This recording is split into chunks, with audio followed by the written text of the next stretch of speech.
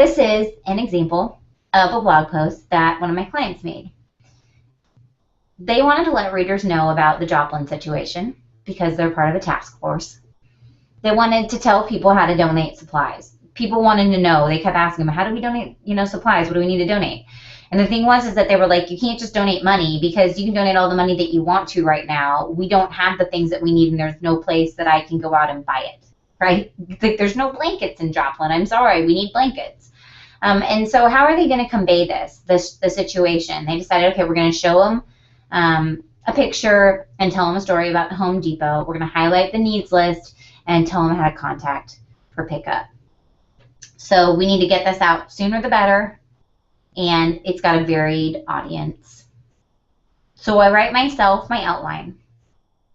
Here's my outline. This is everything I'm going to talk about. And then I just get it all out, right? This is my initial draft. And as you look at this, there's so much stuff there.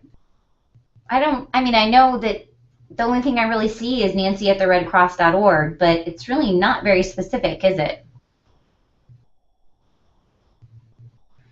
So my first impression isn't so good.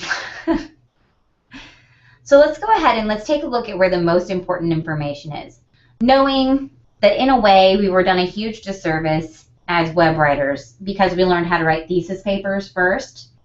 Throw out that information. Let's be newspaper writers, right? So here's the most important information. So the street sign from 19th Street was torn out of the ground by the tornado, and it was flown a full city block over to the corner of Main and 20th. So this whole task force was driving in circles around the wrong city block because they were looking for the Home Depot, and all that was left of it were a bunch of shelves sticking out of concrete that looked like a parking lot. They couldn't even find the Home Depot, which is a little scary because they're there to help, right? So they had to turn on their GPS to find the Home Depot. That's out of control. And then the things that they need to donate is not money, but water, bandages, blankets, and canned food. And that wasn't very apparent. So let's go ahead and let's revise it for style. So now we've got two distinct paragraphs up at the top. We have a call to action, and we have a bulleted list. This is much easier to read. I'm already happier with this piece.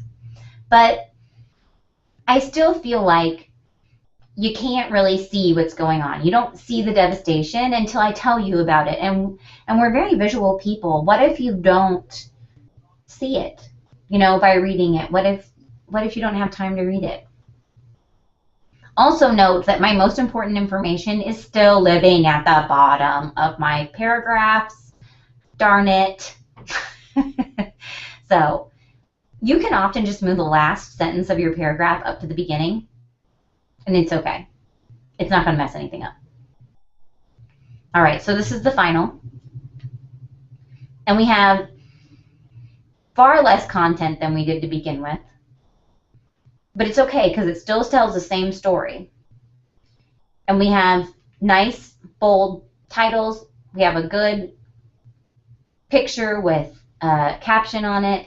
And we also have a good call to action, and it's very clear what you're supposed to do.